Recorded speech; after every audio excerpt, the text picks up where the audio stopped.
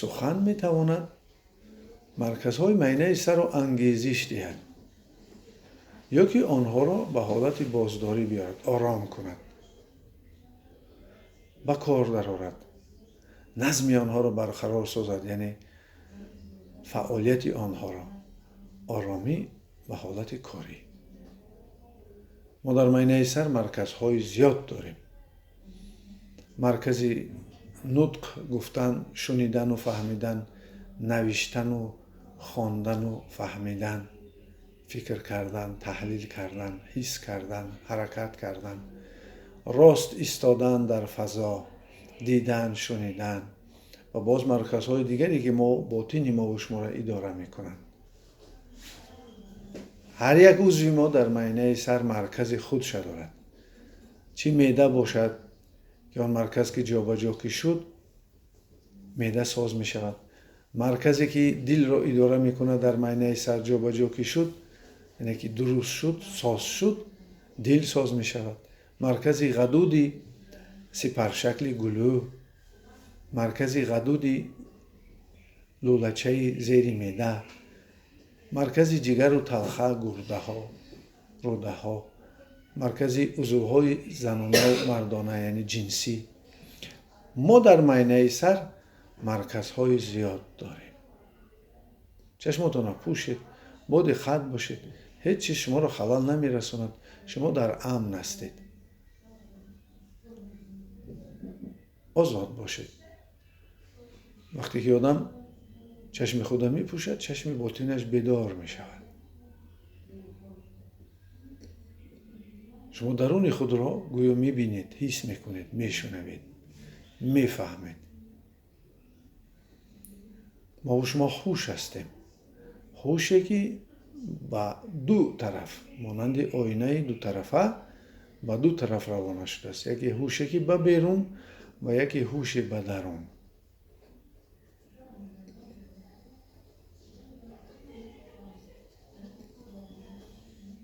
پس ما از بیرون با آواز من پیوست هستید. آواز ما شما را به دنیای باطنی شما گسیل می کند. هر آواز، هر چیز دیگری که در اطراف است دقت ندهید. بدانید که آنها مقرری هستند، دائم هستند، ولی ما دیاپازون شنوایی خود را در یک موج میگیریم که به ما فایده آور است. شما امروز آواز ما را گوش میکنید و با آواز ما به باطن خود وارد میشه. آهسته آهسته شما بدن خود را سر میدهید. یکم حس میکنید پوست و گوشت خود را که آنها دائم ما را در حالت انگیزه قرار میدادند. برای ما میتوانیم که از معینه قوه زیادتی را از پوست و گوشت بگیریم، ولی ما این چیز را برعکس میکنیم. اول گوشت و پوست خود را ملایم میکنیم. مثلا در خارجه مشقی هست که آن را برای برهم زدن آژنگ های روی استفاده میبرند. یعنی مشقی هست که آدمان رویشان را ملایم میکنند، نرم میکنند و همینطور دیرتر پیر میشوند و آژنگ ها برهم میخورند. و شما هم امروز یاد گیرید، هیچ گپ نه که شما احساس خود را وقتی به دست میگیرید، وقتی شدت روی شما برهم میخورد، آن وقت البته شما جوانتر خواهید تافت در نظر خود و در نظر دیگران و این واقعیت دارد. چون که آدم احساسی از حد زیاد احساسی تیز پوستی رویش پیر می شود و برای همین امروز شما نیت دارید که احساس خود را به دست گیرید و قوه زیادتی را از بدن خود اداره کنید و آن را حالا وقتی که سکوت میکنید کم کنید تا اینکه قوه در بدن شما جمع شود، قوه عصب شما جمع شود و آن استفاده برده شود در مبارزه بر ضد بیماری، برای حل کردن مشکلات های زندگیتون و مناسبت سازی. داده شوید با حالتی که شما را فرا میگیرد. حالت آرامی، حالت مخصوص معینه سر.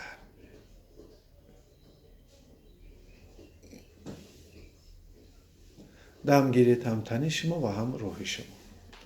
قوای زیادتی رو از موشک‌ها بگیرید، از گوشت خود، از عضوهای خود. مثلا شما عصبانی اونا راحتید، جگر را ملایم کنید. شما حالتهای گوناگونی ترس قرار دارید، شکم را ملایم کنید.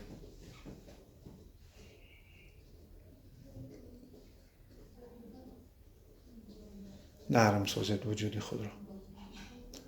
بدن خود را آرام گیرید. حرکت‌های زیادتی نکنید. خود را در بین معینه سر گرفته اید.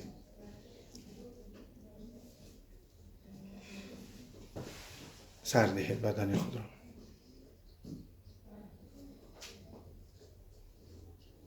به نیت شفا نشسته اید. آرام شوید. قوا از بدن گرفته می شود و آن در معینه سر جمع می شود.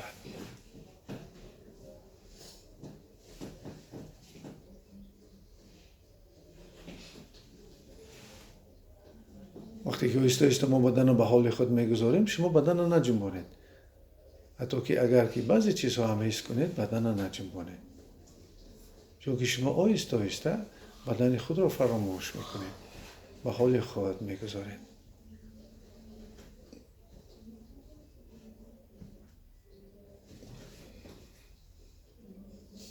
داده شوید به حالتی که شما رو فرا میگیرد. آرامی، آسودگی، حالتی که ما و شما قرار گرفته ایم. ملایم کرده ایم بدن را. به حال خود گذاشته ایم. بدن را امکان داده ایستاده ایم که خودش را صحت کند. با قواهای طبیعی بپیوندد. قوای جاذبه زمین هم سیاهی و زمینی را از بدن میگیرد و نور عجیبی گرم آفتاب و روشن کننده باطن ما را پر میکند. ما در بین دو قوای بزرگ قرار داریم. قوای جاذبه زمین و قوای الکترومگنیتی آفتاب. و هر بار نفس میگیریم، قوای اتمسفری و قوای باطنی ما برابر می شود. بین ما و شما و اتمسفر هوا یک حالتی فشاری اتمسفری برقرار می گردد. برای همین ما آهسته وزن خود را فراموش می کنیم.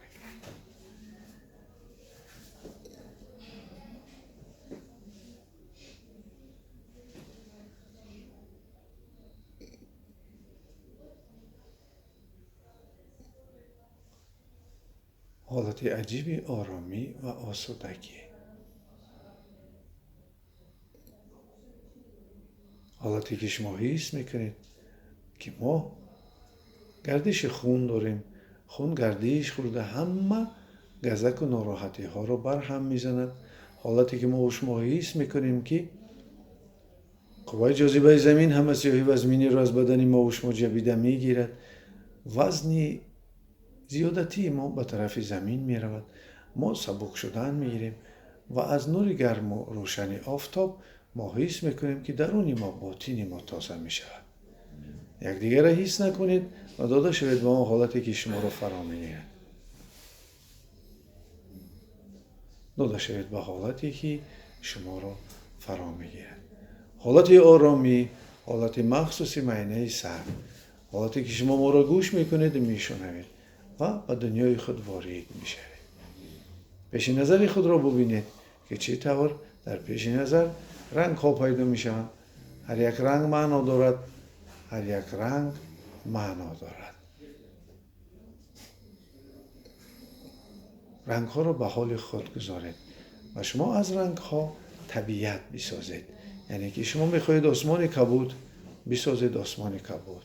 شما میخواهید بسازید سبززاران و درختان، آن را بسازید.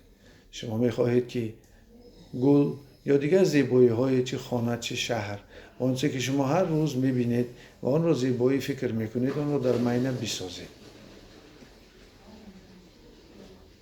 آن را ببینید. و مروری آن که ما گپ میزنیم بدن شما به حالت عجیبی آرامی و آسودگی و تازه شوی می آید.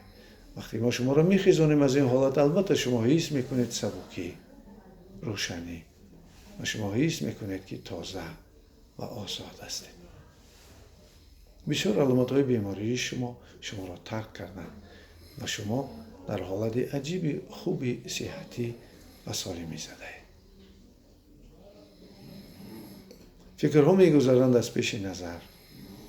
فکرهای خود را شما با ذکر و یکی از کلمه های بزرگ اداره کنید.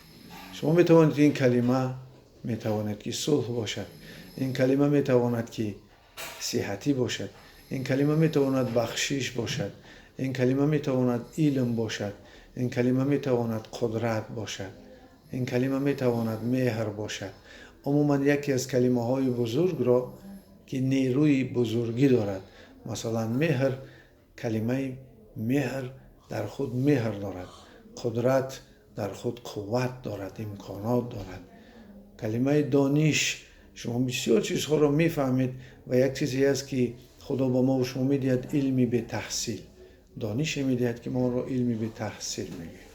داده شود به ما حالتی که شما نیروی سخن خود را حس میکنید و اگر کدام شما باز باوری دارید، اسماء حسنا را استفاده برید، یعنی نامهای خدا را ذکر کنید.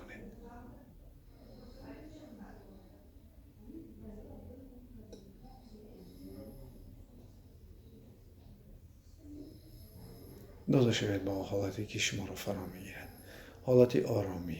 شما میدونید که ذکر خدا قلب را آرام میکنه و وقتی که یک چیز را شما بسیار تکرار میکنید، آن کلمه نیرویش در شما بیدار میشود. یعنی شما احسان میکنید آن بزرگی کلمه را، مهر را حس کنید، بخشش را حس کنید که شما میتوانید ببخشید. راضی بودن به تقدیر، با آن واقعیتی که با ما و شما شده ایستاده است راضی شوید و شما آن را با نقشه هایی که حالا میزنید میتوانید دیگرگون کنید. این شای خدا. داده شوید به این حالت. وقتی شما خوش و دل شما خرسند است، چقدر خوب و نغز و آزاد نشسته اید، دم گرفته و روشنید، خرسند و خوشوقتید.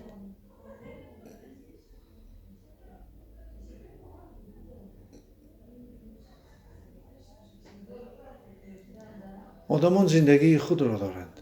آدمان را بگذارید که زندگی خود را در آن قانون و قاعده ای که دارند ببرند و هیچ کس در پیش ما و شما وظیفه دار نیست که این یا آن کار را کند. ما اول حس کنیم که ما خودمان باید در نزد خود وظیفه گذاریم که باید صحت باشیم، سالم باشیم، منفعت آور باشیم، فایده رسان باشیم. آن وقت ما از بیرون، از اطراف خود هم همین چیزا میگیریم. خطا است اگر ما طلب کنیم از بیرون که این را ایگویسم میگن که این یا آن کارها را باید کنن، باید این خیل باشد، باید اون خیل باشد، ولی در اصل چنین نیست. ما از خودمان باید طلب کنیم. ما باطن خود را امروز تازه کرده ایستادیم. ما امروز آن ابراز صورتها، آن واقعه و حادثه هایی که ما را ضیق کرده بودند، خفه کرده بودند، ناراحت کرده بودند، ترسانده بودند، فراموش میکنیم. اگر از شما کسی مرده باشد، آن را سر دهید که به عالم خود برود. یعنی شما صورتش، حتی ابرزش از سر خود سر دهید و بگو که به منزل خود، به دنیای خود میرم. و روز و ساعت می آید که ما و شما با آنها می بینیم، ولی شما از خاطره خود آن حادثه و واقعه ها را، آن چیزهایی با شما شده بودن، سر دهید. سر دهید آن واقعی که ترسیده بوده، سر دهید آن عصبی و ناراحتی، آن آدمی که شما را ناراحت کرده بود، خفه و ضیق و عذاب داده بود، ببخشید او را و سر دهید. آنها می روند. واقعه و حادثه ها تا به یاد بیان، آنها ما را ناراحت نمی کنند. یعنی آنها قالبشون هست، جانشان برفت، بدن تازه شده ایستاده است. پیش نظر حسیاتی عجیبه. ما حس میکنیم که ما زندگی واقعی خود را داریم و ما وظیفه های زیاد داریم که آنها را باید اجرا کنیم. و در زندگی باید ما این مقصد و آرزوهایی که داریم آنها را عملی سازیم و از این دنیا اگر برفتیم هم با سری بلند و بگوییم که ما وظیفه خود را اجرا کردیم.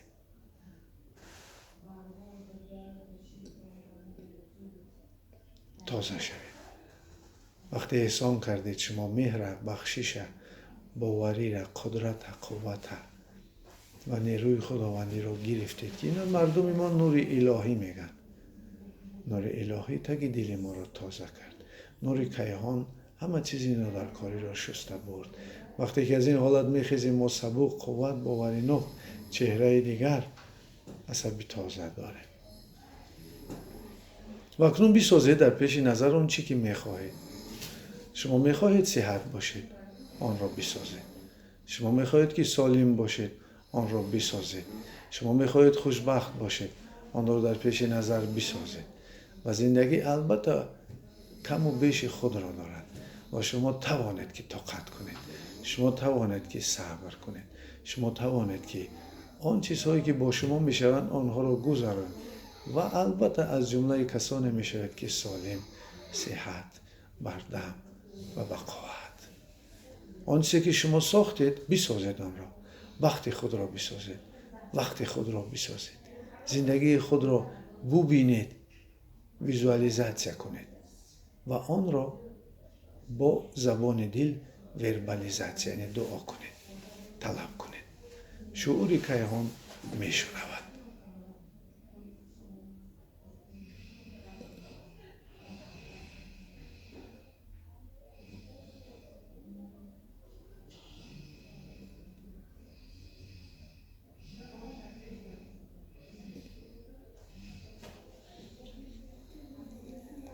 اکنون در نور شستشو کنید. شما بدانید که معنی شما امروز برنامه ریزی شد. همین کار را میکند، میتواند، قدرت دارد، قوت دارد. روز تا روز علامت صحتی را میبینید. حس میکنید که در شما زیاد و زیاد میشود. و حتی مردم میگویند که شما دگرگون شده اید. عصبی آرام، تنی بی‌درد، قوت، ناترس، دلیر. خوابهایی میبینید که به شما خبر خوش میارند. هر بگاه بعد شام همین سکوت، همین مشق تکرار میکنید و هر وقت خواهید آن را تکرار میکنید. روز تا روز بهتر، خوبتر و نخستر شده. روز تا روز سلامتی شما رنگ دیگر میگیرد. با وقتی خوش، با دنیای زیبا، با مردم مهربان، زندگی آسان، بخشش کلام، خدا نزدیک، شکرانه تنجی و امن. آهسته آهسته چشمان خود را می‌گشایید.